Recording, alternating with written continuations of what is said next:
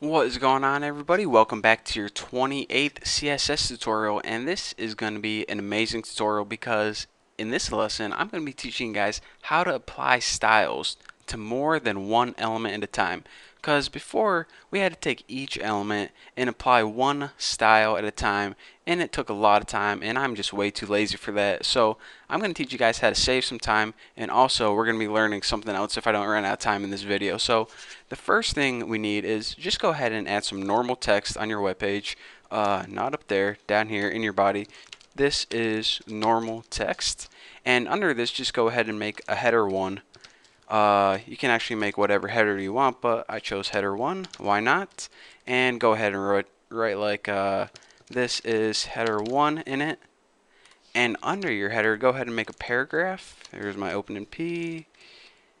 And in your paragraph text, just write this is a paragraph or anything you want. So anyways, like I said, what I want to teach you guys how to do is apply styles to more than one element at a time. So before, what we did is we had a tag, for example, our header tag, which we would put h1, and then we would go ahead in our curly braces apply whatever style, property, value we wanted to. And then under that, we would have another thing like p for paragraph, and then in here we would apply whatever same style we want.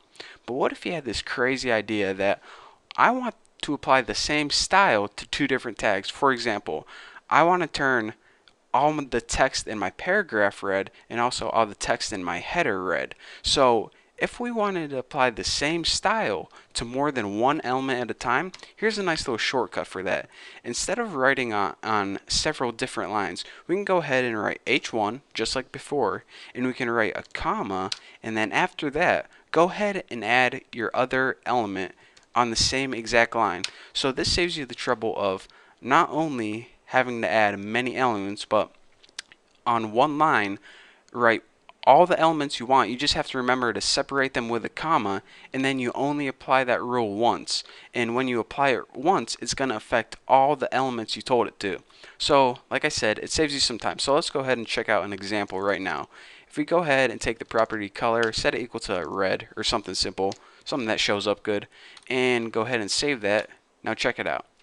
The normal text stayed the same right there because it didn't get affected with our CSS, but the header and paragraph both turned red. Even though they're on the same line and we only said that CSS rule color red one time, it applied it to both the paragraph and header 1 element. So again, like you can see, this saves you a whole lot of time whenever you're applying the same style to many different elements. And I did it with 2 elements in this example, but you can do it with 3, 4, 5, however many you want. So anyways, that's what I wanted to show you for the first half of this tutorial. Now, let's just go ahead and delete everything because that was simple enough. What I want to show you guys now is something called span. Now, before I taught you guys how to apply styles to entire elements, for example, in the lesson I just showed you, how would you apply the style to an entire header, or how would you apply a style to an entire paragraph? But say, for example, you have a paragraph. Let me go ahead and make one real quick on your screen like this, and there's a bunch of text in it. Let me just type some stuff. This is my first para, and I love carrots and apple pie.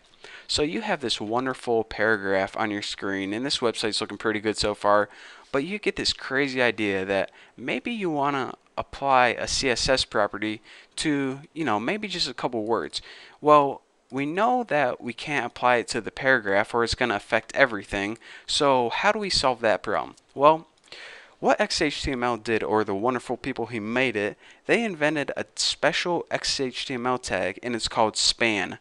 S-P-A-N. And whenever we want to affect just a group or a block of text, what we need to do is we need to surround that text with our span tag. So let me go ahead and surround like I love carrots with a special span tags. Now this is a double tag, so it has an opening and closing span, and let me go ahead and end it right here. Span. And now you're saying, alright, Bucky, so how do I actually apply a CSS rule to this?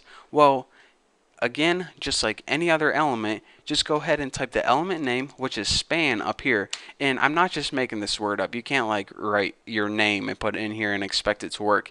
Span is actually a built-in thing, so don't go making up words on me. So anyways, in your curly brackets, just write it like you write any other normal CSS property. So let's go ahead and something different than color. Let's go ahead and change the font weight this time. Let's change this to bold. And also, might as well change the color to change it to green. That should look pretty good. So now, let's go ahead and save this and refresh and check it out. None of the paragraph is affected, but your span, which is pretty much like custom-made tags, that might be an easier way to understand it, that is the only part that's affected. So if you ever come across this problem where you want to apply a CSS rule, but you don't want to affect the whole tag, you can insert these custom span tags, and then only the text that's in between those tags is going to be affected. So that's pretty sweet. And again, like I said, span is a keyword that you need to use. You just can't use any word you want, like your name or your favorite food. You need to use the word span, or else your browser is not going to understand it. So anyways, that's all I have for you guys for this tutorial. So thank you for watching, and don't forget to check out my next lesson.